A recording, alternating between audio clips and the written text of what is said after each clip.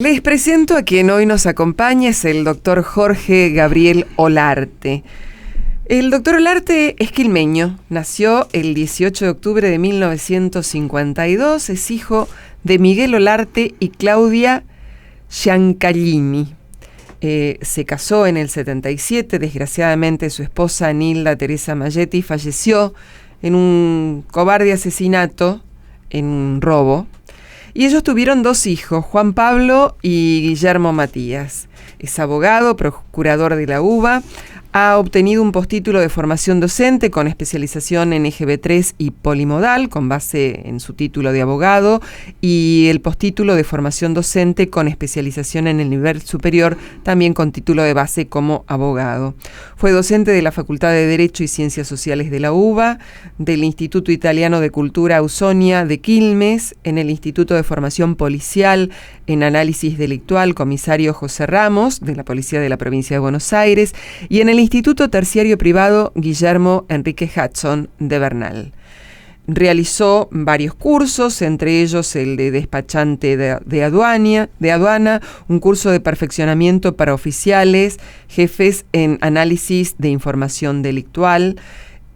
Como secretario del Instituto de Integración del Colegio de Abogados de Quilmes, participó del primer encuentro de los abogados del Mercosur. Y tiene, una gran cantidad de acciones y de libros. Y hoy lo traemos acá porque realmente, más allá de abogado, procurador, es un gran estudioso. Podríamos decir que es un historiador. Pero hay algo de sus libros que me llama mucho la atención, que aborda siempre la cuestión de inteligencia. Y hoy lo trajimos porque traemos el libro Las operaciones de inteligencia del general Don José de San Martín en la Guerra de la Emancipación Sudamericana. Esta ha sido la presentación. Buenos días, doctor Olarte. Buen día, Liliana, ¿qué tal? Bien, cuéntenos un poquito. Hemos contado cuáles han sido sus estudios, un poco su trayectoria. ¿Cómo se decide a ponerse a escribir? Bueno, usted lo comentó a raíz del asesinato de mi esposa. Tuve que hacer, no sé cómo, seguir adelante, una catarsis, y yo me di cuenta de algo que me hacía bien, que era escribir. Yo escribiendo me evadía, y como tengo una vieja costumbre, que levantarme muy temprano, entonces una vez que me despierto, me ducho, desayuno, bla, bla, y me voy a escribir en la computadora. Y ahora que ya estoy jubilado, a veces escribo, 4 o 5 horas por día. Uh-huh. Entonces es fácil escribir, y como me dedico más que nada a la historia del final del siglo XVIII y principio del XIX, me es muy fácil, sinceramente me es muy fácil. Y dentro de lo que he escrito, la figura del general José de San Martín es para mí lo máximo. Y tal es así que yo soy miembro número de la Academia Sanmartiniana. En el 2010 me nombraron. Y repito, la figura del padre de la patria es una fuente inagotable de ejemplos, que los argentinos, yo digo que ojalá lo conociéramos mejor, porque no lo conocemos, lamentablemente la gente no lo conoce, y lo conoce, y no quiero con esto ofender, porque yo las quise en su momento, y las tenía, muchas de ellas, revistas como Villiquen o Antiojito. Claro. Pero tenemos que subir un poco, ¿no? Claro, el nivel académico tiene que ser otro. Y sí. Pero, con la carrera de abogacía seguramente habrá visto mucha historia. ¿Cómo fue el amor? ¿Cómo surge este amor? Porque realmente dedicarle tanto tiempo a San Martín. En este libro, en este último libro, está en la tapa el general San Martín montando con su uniforme de coronel de granaderos, inmaculado, perfecto, un caballo blanco. Quiero aclarar que nunca usó un caballo blanco, no era tonto, y el uniforme se lo puso horas antes de la batalla de Chacabuco, en la que combatió. Ajá. Contemos, que este libro no habla solamente de las operaciones de inteligencia, hace un raconto de todo, cómo llega San Martín a ser quien fue. Claro, San Martín, este libro cuenta la vida de San Martín del soldado. Sí. Este libro termina, digamos, desde España, con San Martín. Claro, desde que él se va a España, como aprende, en un ejército fantástico como era el español.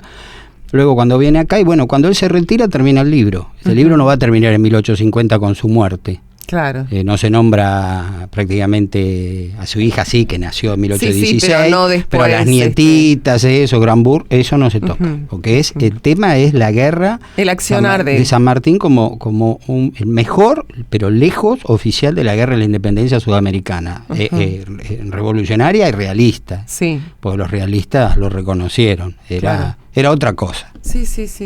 Ahora, él, está bien, el padre era militar también. Sí. Pero se forma en España. Sí. ¿Cómo es que decide volver? O sea, está bien, la familia estaba acá, sus orígenes estaban... ¿no? Bueno, vamos a desasnarnos, a ver qué nos cuente. No es... mucha gente eso le llama la atención. No fue el único San Martín el que volvió. Volvieron cientos de americanos, que en ese entonces, por supuesto, eran españoles, eran todos españoles. Pero bueno, sintieron ese llamado, el llamado a la tierra, el amor a la tierra, donde uno nace. Yo creo que le deja una impronta a un ser humano, aunque él se fue de acá muy, muy chico. Y bueno, él se dio cuenta que en España estaba todo, aparte de una situación caótica y muy triste, muy vergonzosa.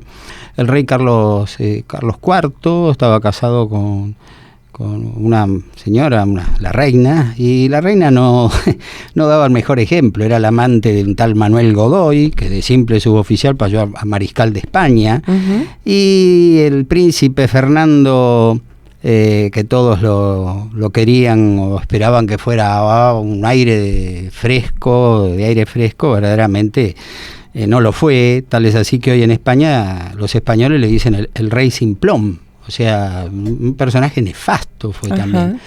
Entonces, había un Napoleón que invade España. Muchos españoles toman partido por su hermano, por José I, y otros no. La mayoría no. Se lo va a enfrentar. Y encima ahí vemos, por ejemplo, una operación de inteligencia hecha por el pueblo español, que no es cierta. Porque lo denominan a José I Pepe Botellas. Pepe Botellas, sí. Porque no quería decir, miedo a equivocarme, pero... Claro, sí. Pepe Botellas da a entender que era Pepe el borracho. Claro. No había problema, no bebía. Pero había que, eso es una acción denigrante, ¿no? Claro. Una operación de velo y engaño, digamos, muy tenue, pero estaba. San Martín, de golpe y porrazo, cuando uno habla de las águilas napoleónicas, uno tiene que pensar que no habían sido vencidos nunca. Los franceses estaban convencidos que bajo la conducción de Napoleón eran invencibles. Era como, yo una vez hice en una charla que di, hice una simbología, parangón, con las legiones romanas bajo César. Ajá. Sí. Las legiones romanas que luchaban con César eran imbatibles. No, eran imbatibles. Si nunca perdía. Claro. César no perdía nunca. Claro. En la batalla de Farsalia está Pompeyo en lo alto con más hombres y los de César acá abajo. Sí, y César ordena correr, atacar. Y corrieron como 800 metros. Uno dice, bueno, llegaron y ganaron. Porque eran los de César. Bueno, a los de Napoleón le pasaba lo mismo. Claro. Pero en Arjonilla, un ignoto capitán de aquí, de la zona del Río de la Plata,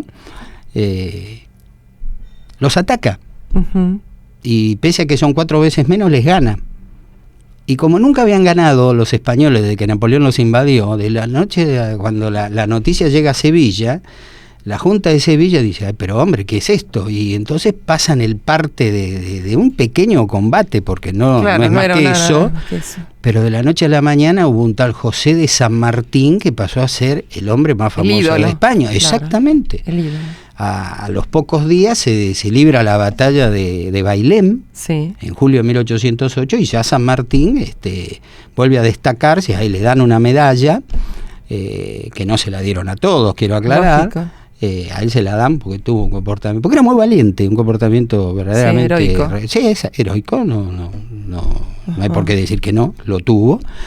Y bueno, con esa medallita va a haber una una anécdota, digo medallita cariñosamente, porque un día una de las nietas estaban llorando, se habían peleado, y de pronto mágicamente una deja de llorar, y la hija va y lo mira y dice: a ver, nena, que tenés la medalla de Bailén, pero papá, viste, te voy a matar, ¿cómo le das la medalla? Bueno, si no sirve para calmar el llanto de un niño. Claro. O sea, ese era el valor que era una gran persona. Era verdaderamente, yo digo que rompieron el molde con San Martín. Sí.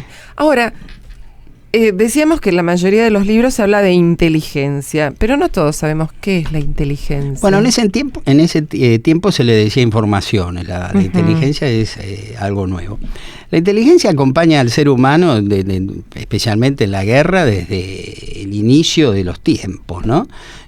Cuando, por ejemplo, el pueblo de Israel, luego de permanecer durante 40 años en el Sinaí, que Moisés no puede entrar a la tierra prometida, bueno, digamos, no me voy a meter en religión, ¿no? Él no va a poder entrar, Dios no se lo permite. Bueno, queda Josué al mando. Y Josué toma uno de cada hijo de las 12 tribus de Israel y los envía a espiar. Claro. Y le tienen que decir las pasturas, los ríos, las lagunas, la gente que vive, las fortificaciones. Es increíble, está en la Biblia. Está en Génesis. Sí. O sea, cómo... claro, contar cómo es el terreno para poder... Porque si no, uno está ciego. Yo cuando presenté este libro, El Regimiento de Granaderos, más o menos sabía cómo iba a venir la presentación, entonces, bueno, para no decir lo mismo, se me ocurrió hablar de el libro de Homero, uno de sus libros, la Odisea, cuando Odiseo, Ulises para los romanos, llega a una cueva donde está el cíclope, que le queman el ojo, bueno. Y ahí se demuestra que si a usted le queman el ojo, no puede ver, usted está a ciegas. Era mucho más poderoso que los pequeños griegos. Claro. Pero los griegos lo logran vencer. Y Odiseo encima se le ríe, dice, para que no te digan, porque él le hace, cuando dice, ¿vos cómo te llamas? Nadie. Entonces cuando le quema el ojo, fíjense cómo él se va adelantando a lo que va a hacer, el cíclope pega un grito gutural del dolor, los otros cíclopes dicen, ¿pero qué te pasa? ¿Qué te pasa? Y dice, nadie me quemó el ojo. Y si nadie te quemó el ojo, no pasó nada.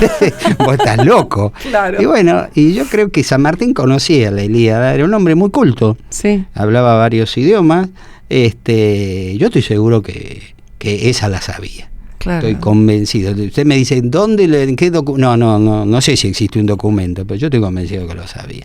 Y él usó cosas así de Odiseo. Era por lo que estuve pispeando, digamos, en el libro, porque es un libro muy extenso.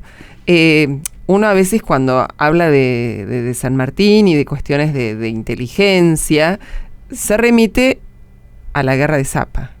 O sea, claro, la gente cree que es lo único que hay. Es lo único, claro. Y no es así. San Martín siempre podría decir es lo que tuvo más publicidad. Claro, pero es un grave error. Pero acá nos muestra que hay un montón. Cuando el general San Martín, primero que él se preparó bien. Sí, era un gran estratega. Él sí, pero él de chiquito, digamos, ¿no es cierto? Por ejemplo, cuando Napoleón cruza los Alpes, en 1792, qué sé yo, bueno, se publica un libro, La campaña de los Alpes, en la cual Napoleón, con gente que lo iba apoyando, se hizo su publicidad, ¿no? Su propaganda, digamos. Pero no se podía negar que Napoleón era Napoleón. Fue el más grande de todos los militares de todos los tiempos, así que San Martín lo admiraba mucho, dicho sea de paso, y hasta, bueno, yo logro demostrar hace unos años que él lo conoció. San Martín lo conoce a Napoleón, pero lo curioso es que grandes historiadores sanmartinianos, empezando por General Mitre, Pacífico Otero, Ricardo Rojas, esa anécdota que contó la nietita y no debió ser cierta, porque cuando Napoleón entró en España en 1808, San Martín ya no estaba en el regimiento de Murcia, aparte eran enemigos, ¿cómo fue que lo conoció, que tomó un botón, dijo Murcia? Bueno, San Martín le debe haber dicho una mentirita a su nieta, como cualquier abuelo le dice a su nieto. Y bueno, eso no es cierto. San Martín lo conoció a Napoleón, pero no en 1808, en 1798, en Toulon. San Martín es el único del ejército que va en un barco que se llama el Santa Dorotea, al puerto de Toulon a comprar pólvora. Ellos son aliados de Francia. Napoleón en el puerto de Toulon está preparando la flota con la que va a ir a Egipto. Sí. San Martín vio esa flota, por eso, si uno va al Museo Histórico Nacional, hay un dibujo de una flota que es la flota francesa que va a ser hundida, la mayoría de ellos en Abukir, en la batalla naval de Abukir, por el almirante Nelson, y San Martín la coloreó, porque sabía tocar muy bien la guitarra, bailar, y aparte sabía colorear. Él decía, si no hubiera sido militar me hubiera ganado la vida pintando, ¿no?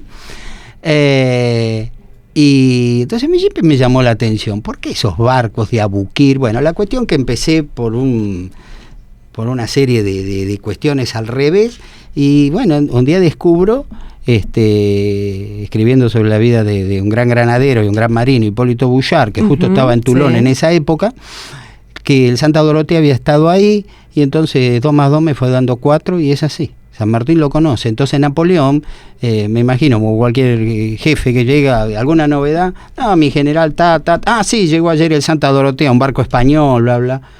Napoleón habrá pensado, ¿qué me cuesta quedar bien con nuestros aliados? Nos tomamos un cafecito, media horita, lo saludo y me lo meto en el bolsillo, lo cual fue cierto. Y lo fue a visitar, mejor dicho, ellos lo fueron a visitar a Napoleón, y claro, estaban todos formados los oficiales de la Armada, pero había uno que era del ejército, que tenía otro uniforme, celeste y blanco, curiosamente, el regimiento de Murcia. Entonces se le acerca y le mira el botón, Murcia, y San Martín le asiente que sí, nada más, no es que cómo te va, no han tenido una relación era estrecha, un general y era un teniente primero, una cosa así, ¿no? Pero él lo conoció a Napoleón, o sea que era cierto. Era cierto. Usted me preguntó por qué de inteligencia, y porque es un tema que nadie escribió. Sino todo lo que se ha escrito de Napoleón, de San Martín, de Belgrano, últimamente son todos refritos. Sí. Yo me baso en mucha historia y yo hago un gran elogio al el primer gran historiador que tuvo el padre de la patria, que fue el general Bartolomé Mitre. Pero Mitre en muchos aspectos está superado, y es lógico, él lo escribió en 1862. Claro, se han dado a conocer después documentos, hay tecnología, claro, que él que no la sabía. Claro. Pero yo a Mitre lo admiro muchísimo, y oportunidad que tengo lo digo, ¿no? Y aparte lo escribió a San Martín, un San Martín como diciendo, tiene que ser el numen de la Argentina, este es el ejemplo a seguir por nosotros. Claro. Y bueno, yo si hay algo que a mí me emocionó de chico cuando lo pude leer, fue la historia de Mitre y General San Martín. Para mí es fantástica. Sí. Ahora, y hablando de inteligencia, es una palabra que últimamente está como muy vapuleada, ensuciada, pero si uno se pone a pensar fríamente, sin la inteligencia no se podría adelantar absolutamente nada. Necesitamos esa información que usted decía, hay que ir a mirar para saber dónde uno se va a meter, qué es lo que pasa, cómo está el otro, el enemigo, la gente. Y el libro tiene absolutamente todo eso, porque en los distintos momentos, en toda su campaña, él se tuvo que agarrar de esa inteligencia, de esa información para poder salir adelante. Mire, si usted no tiene inteligencia, es Polifemo con el ojo quemado. Claro. Va a chocar contra las paredes y va al desastre. Por ejemplo, en 1970 creo que fue, trabajaron como 10 años más o menos, ingenieros aeronáuticos británicos y franceses trabajaron a morir con un avión subsónico, que bueno, era lo más fantástico que iban a hacer, ¿no? Van a una muestra en Orly y vienen países invitados de toda parte del mundo, y los rusos aparecen con un avión que era el Tupolev, que era igual que el Concorde. Claro. Un año antes. ¿Por qué? Pues le sacaron los espías. Claro. Estados Unidos logra la bomba atómica. ¿Cómo logra la bomba atómica? Capturando fundamentalmente a científicos alemanes. Ahí que tenían, y después de la guerra ni hablemos, la cohetería von Braun. Ahora, por ejemplo, lo están, porque ya no lo pueden ocultar más, Werner von Braun, el hombre que lo llevó a la Luna, era un oficial de las SS. Sí. No era de la Wehrmacht, era nazi. Sí. O sea, que dejemos la cosa en claro. Sí.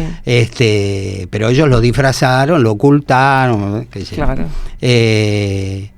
si usted no tiene inteligencia, hasta una empresa, si nosotros estuviéramos en la empresa A, claro, y queremos ganarle a la empresa B, sí, ¿no? Y bueno, en marzo tiene que salir nuestro programa. ¿Qué hace? Pero es lógico. Es lógico. Entonces, sí.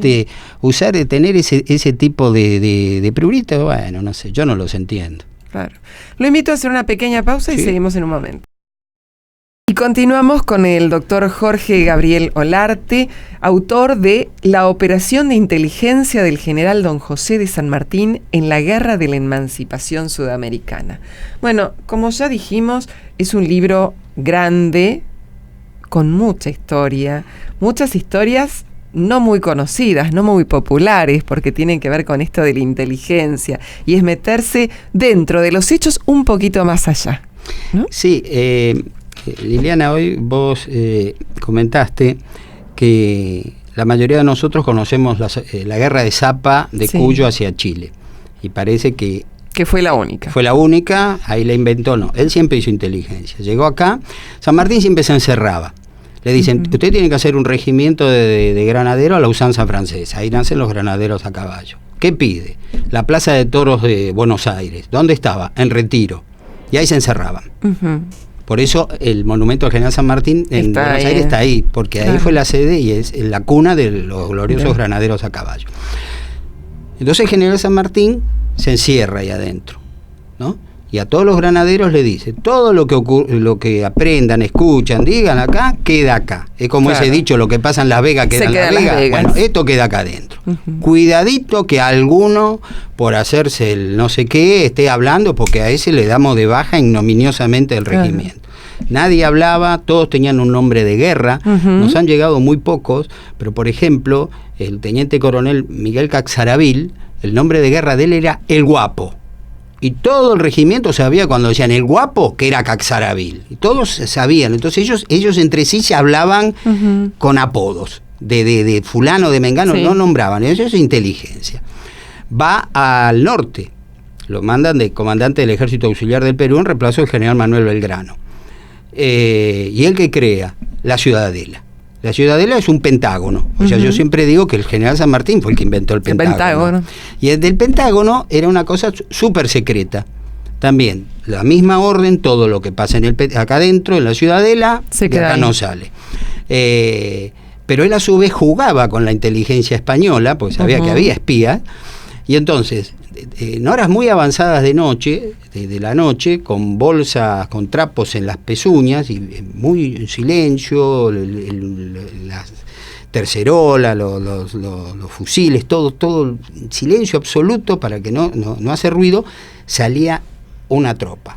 A la otra noche salía otra, a la otra noche salía tropa. Vamos a poner que habían salido 200, 300 personas, 300 soldados. ¿Y a dónde se guarecían? En los montes cercanos, vamos a poner un par de kilómetros escondidas, o sea, se habían ido a hacer nada. Ahora, determinado día, por ejemplo a las 10 de la mañana, volvían todos juntos, haciendo un bochinche bárbaro, un ruido bárbaro, eran las nuevas tropas que entraban a la Ciudadela. Entonces los españoles dicen, día tal entraron 300, al otro día entraron 200, al otro día 150. Y eran siempre los mismos. Eran los mismos, pero claro, los españoles sumaban, y el general Joaquín de la Pezuela, que no era ningún tonto, y un buen militar, porque ganó Vilcapugio, Ayohuma, Sipe, Venta y Medio, Puente del Marqués, no es chiste, no se animó, dice, no, San Martín tiene mucho. Claro. Y curiosamente este hombre va a ser virrey del Perú cuando San Martín desembarca en el Perú. Y el espionaje español funciona porque la flota, una flota chilena que lleva al Ejército Libertador al Perú, lo impacta, lo agarra la tormenta Santa Rosa. Entonces hay dispersión de naves y entre ellas 2 que llevaban a la caballada. O sea, nuestro ejército desembarca sin caballo. Y el general Espejo dice, era increíble ver a generales llenos de medallas del pecho, cada uno llevándose su montura. No tienen caballo. Entonces los espías españoles van y le dicen a Pezuela, mi general, están en la playa, no tienen caballo, ataquemos ya. Claro, porque en Pezuela realidad tenía 21.000 hombres, los San Martín esperaban por tierra, 600, ¿no? Entonces, imposible. los destruye, ¿no? Y Pezuela, no, es muy pícaro, no, eso es lo que él quiere que crea, no, este tiene caballo, y no se movió, hasta que, bueno, con la jerga que usamos nosotros, las tropas, los oficiales, le dan un cuartelazo. Sí. Lo voltean al virrey del Perú y nombran a un general, el general José de la Serna, que era un general mucho más activo. Pero Pezuela no se movió del respeto que le tenía. Claro. O sea, San Martín hizo inteligencia en el norte, en Tucumán. Sí. Y ahí se da cuenta que no podíamos vencer. Y yo creo que hay gente que piensa, yo pienso como ellos, mejor dicho, los que lo han escrito, que nosotros perdíamos porque en el Alto Perú la ventaja del ejército era fundamentalmente la caballería. Claro. No es que la infantería fuera mediocre ni era muy valiente, pero la ventaja nuestra era los gauchos, eran muy buenos andando a caballo. Sí. Pero nuestros caballos no resistían la altura. A 4.000 metros uno se apuna. Claro. Y yo le digo que yo lo padecí porque crucé los Andes en mula y mal la pasé. Y es terrible. Bueno, y los caballos se morían. Por ejemplo, la ciudad de La Paz no tiene hipódromo. Claro, porque el caballo se muere, la falta de oxígeno. Cuando uno lo hace correr, se muere. Sí. Entonces, San Martín dijo, por acá no hacemos. Nosotros tenemos que ir a Cuyo, de Cuyo pasar a Chile, ayudar a la revolución y de ahí nos vamos en barco al Perú. Él lo planeó en 1814 y lo va a complementar 6 años más tarde, con un agravante. Apenas él llega a Chile, cae la revolución chilena. Entonces ahora no es que tiene del otro lado a un país amigo, digamos, no, ahora están los españoles que lo están esperando, en vez de con los brazos abiertos, con las armas cargadas. El fusil en mano. Y entonces él ahí implementa la guerra de Zapa, que fue extraordinaria, pero luego él en el Perú también hace otra guerra de Zapa y logra cosas fabulosas, pero es como que quedó que lo más grande de San Martín fue Zapa. Claro, es lo más conocido, digamos, que tapa lo demás. Yo no digo que Perú fue superior, pero todo es importante. No se puede hacer para mí como un torneo, una competencia. Esto más fue importante que no, pero fíjense que él llegó a Lima, donde uno va a la Catedral de Buenos Aires, donde está enterrado el general San Martín, en la catedral, eso de que está afuera, porque era masón, no era masón, y aparte eso de que está afuera era un lugar donde se realizaban bautismos, ¿no? Él está puesto ahí, y está inclinado el cajón, porque el cajón que él tenía era muy grande, entonces no entraba. ¿Era un hombre alto o no? Porque San Martín habrá tenido 1,77 m, 1,78 m. No. Después, por supuesto, como todos. Claro, bueno, las estaturas van. las estaturas van cambiando. Él era un hombre. Por eso todos los granaderos más o menos tenían esa altura. Eran hombres grandes. ¿Y es cierto que estuvo tan enfermo en ese cruce de los Andes? Sí, le digo, uno va a donde está el general San Martín y lee San Lorenzo. Sí. Chacabuco, Maipú, Lima. Sí. Y uno dice, Lima no hubo una batalla, sí hubo una batalla de inteligencia.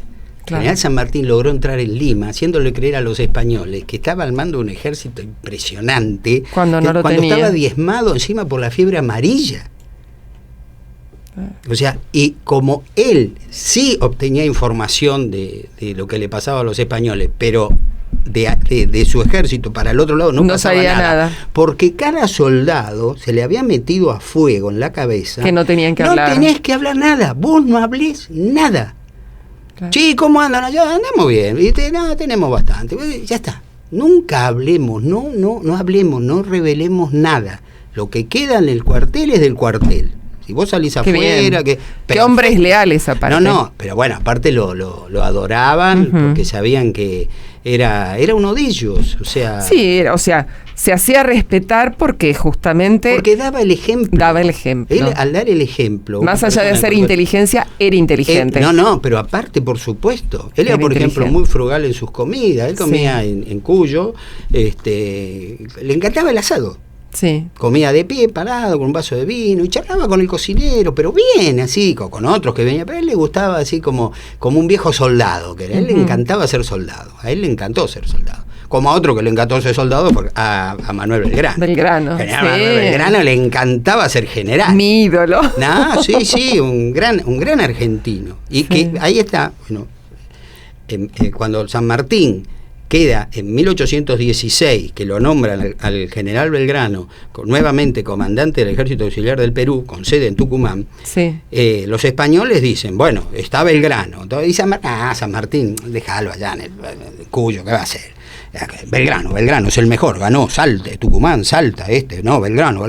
Y ellos se hacían creer que Belgrano tenía de todo, Belgrano no tenía nada. Y Belgrano aceptó tener un rol secundario. O sea, no aspiraba a la gloria, yo tengo que... No, que lo haga San Martín, que sabe más que yo. Claro.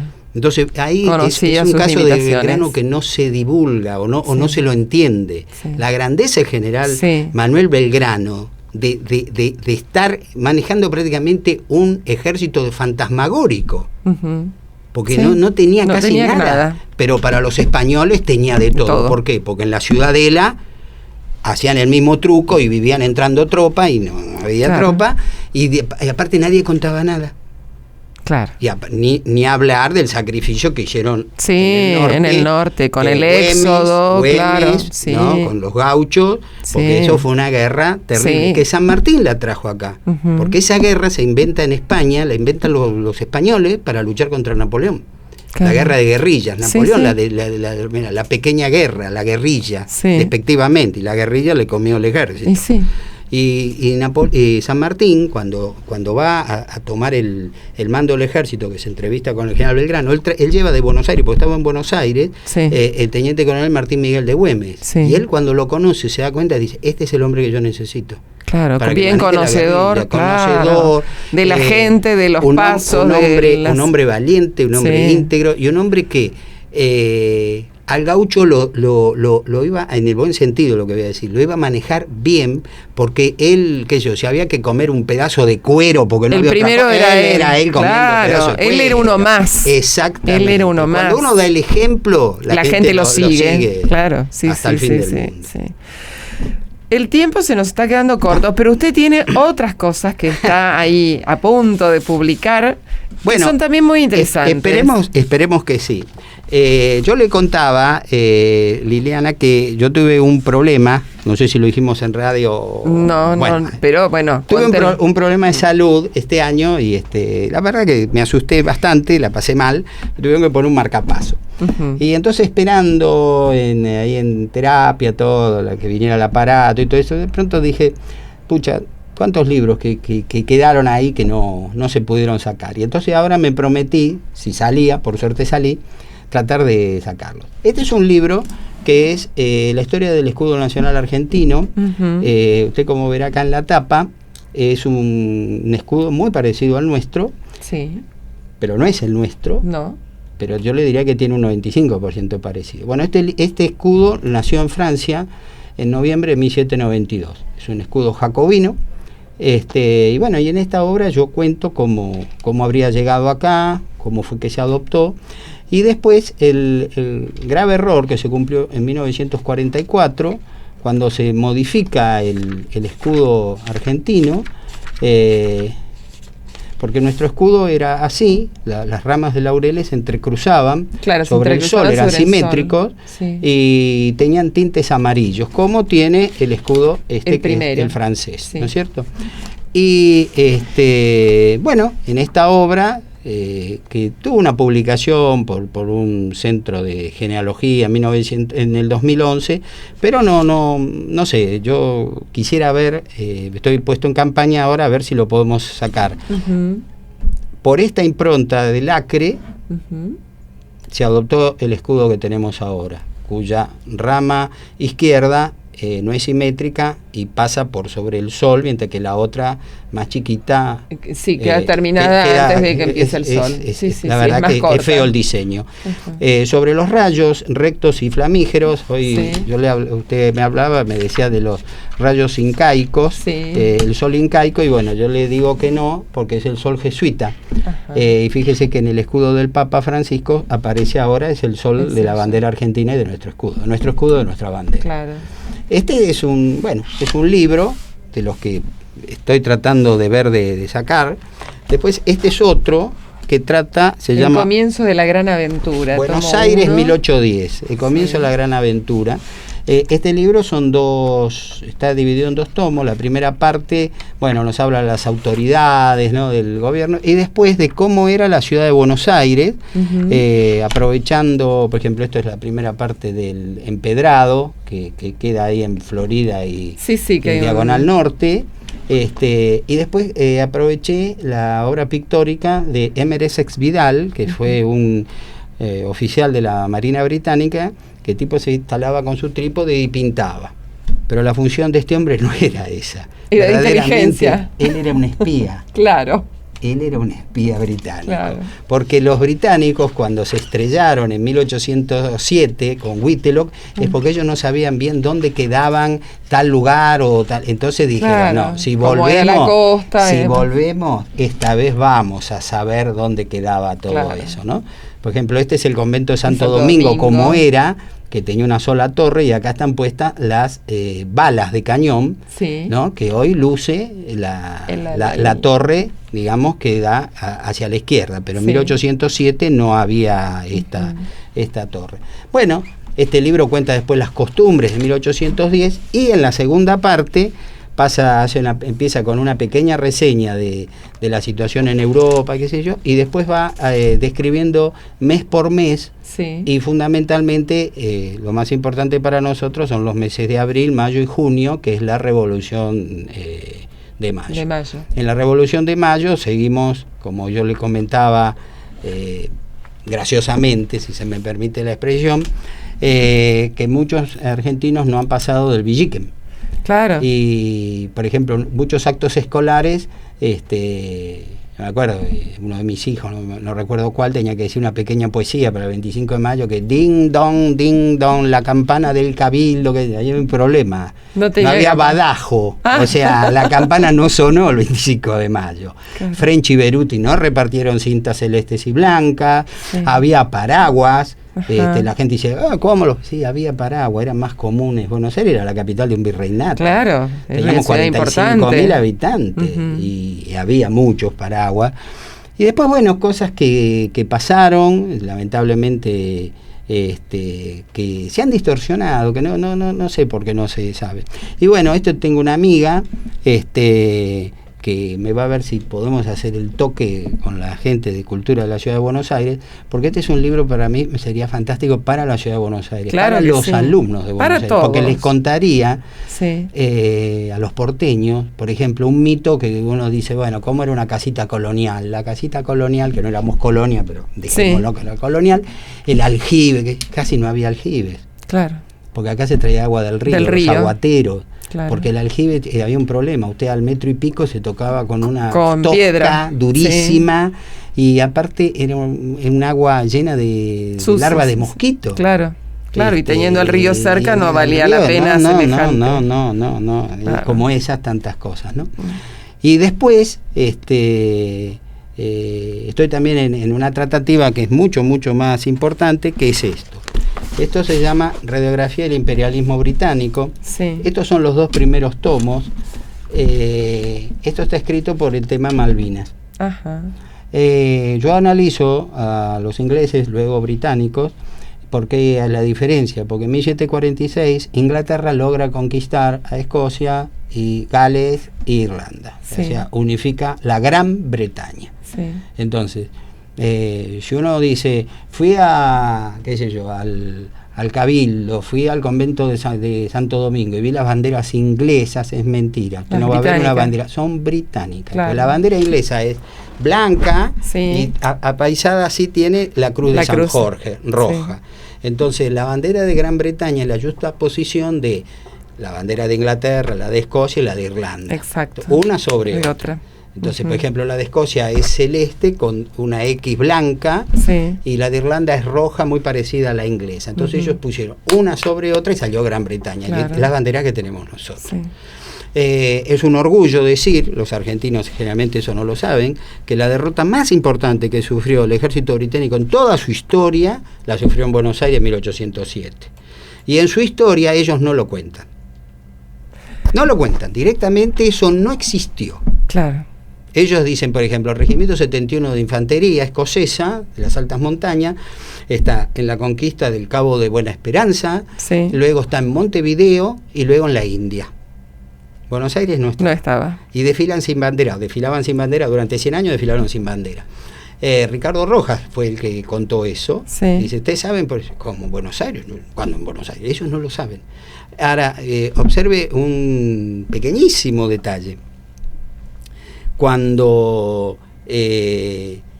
por ejemplo, Whitlock se rinde, Sí. la rendición de Whitlock es muy importante para el tema Malvinas, porque él se rinde como comandante de las fuerzas en operaciones de Su Majestad Británica en Sudamérica y como gobernador civil de estas tierras. Ujú. Cuando él se rinde, él no hace ninguna salvedad del tema Islas Malvinas / Falkland. No las menciona. Entonces, esto que yo ya llevo, en este momento hay 4 tomos, yo creo que van a ser 7. Bien. Es una cosa importante. Empieza con el descubrimiento de América y llega a nuestros días. Porque con el Brexit, que ellos votaron, Sí. la posición británica en Malvinas es caótica. No tienen dinero para seguir. mantener ese enclave. Sí. Y bueno, uno quiere hacer una contribución. Doctor Olarte, le agradezco, pero infinitamente. El tiempo ha volado. Queda pendiente otra visita para que nos hable de todo esto. No hay problema. Muchísimas gracias, No, por favor. y gracias por su obra. Muchas gracias.